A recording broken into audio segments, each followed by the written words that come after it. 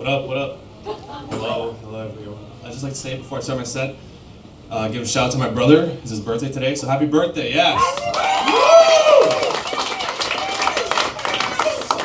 He died 2 years ago, yeah. Pretty fucked up, right? Yeah, I know. Very, very hard on my family. He had a little daughter, you know, like a little girl, my niece, and I had to break the news to her.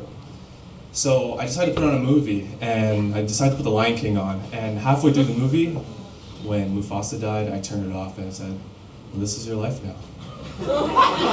Yeah, I know. So my family thinks I'm a serial killer now because of this. And it's pretty fucked up. Yeah. I can't afford therapy, so you know, the economy's terrible right now. But the reason I think I'm a serial killer is like every time I have sex, I laugh when I come. You know? Not the girl though. At the semen, knowing none of us will ever be born, you know? So how many have been to a cottage? Show of hands right now. Alright, 1, 2. All the white people, I assume now? Of course! Just like my girlfriend back there. She's white, so we're ending the war on racism, you know? Yeah. But I never been to a cottage. My parents came from a third world country, so the first great land, so going to a cottage didn't make much sense to them, right? Because why would they pretend to live like they're in the third world, you know? It doesn't make much sense, right? But I was always jealous of my friends going to cottages, right? Like, I don't know what the fuck I'm talking about right now. Yeah, I would be like, I would be like, what the fuck, I want to go to a cottage. So I go to my mom, like, Mom, can we go to the cottage this weekend? She's like, cottage? Oh, what do you mean by that?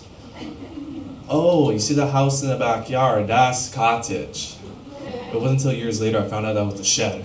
Yeah, but I wanted to live my cottage dream, so we jumped in that car, we got there, drive 5 hours, you know, cottages are so fucking far, right? But we get there, it's not a normal cottage. This cottage is on an island, and you take a boat to get there. And last time my people got on a boat was when we were enslaved by the British. But that didn't stop me.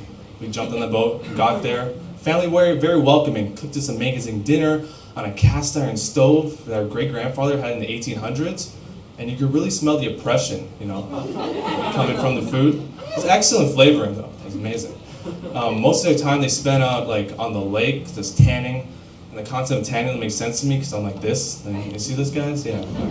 Sometimes like, I assume my girlfriend doesn't like being white because she'll come up to me like, I'm not like a white, I'm like an olive. Like, compared to me, you look like reflective, okay? It's fine. It's fine. So her brothers came up to me and I was like, by the end of the trip, we're gonna look as dark as you. And I'm like, maybe this part of my head, but not this. That's decades of dedication for you, you know? Night came, I started getting scared, you know? They can't see me, I can't see them, you know? It's black, it's cottage, you know? Everything's coming after me. Michael Myers, Jason, the mom from Get Out, you know. Especially when you're with 3 white guys, 2 white girls, and myself. Guess who's dying first? It's me. But who's ready for Halloween tomorrow? Yes, right? Halloween, I see some of you in the crowd saving $1, you know. That's fine. I know you're dressing up tomorrow at the office, like, hey, yeah, I'm here. I dressed up as someone as Halloween last year. One of the most influential people in my life, a great leader, a voice of a generation. And if I was American, I'd vote for him in next year's election. Kanye West. And I didn't realize dressing as Kanye West was racist, you know. People were coming up, I was just wearing like a shirt, these Yeezys, like Make America Great Again hat, you know, not a big deal. It wasn't a big deal. People were coming up to me and be like, how dare you wear that? I'm like, the Yeezys? These things are pretty comfortable, you know. I'm like, no, the hat, you're a racist. You're dressed as a racist. I'm like, if anything, I'm dressed as a mentally ill rapper that's dressed as a racist, okay?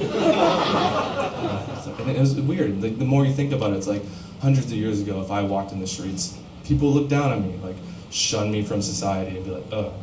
And now, if you wear a hat, support a guy with orange hair, you're shunned from society, no matter what, even for comedic purposes, like I was. So I guess orange is the new black now. Thank you, I'm Justice Subryan, that's my time.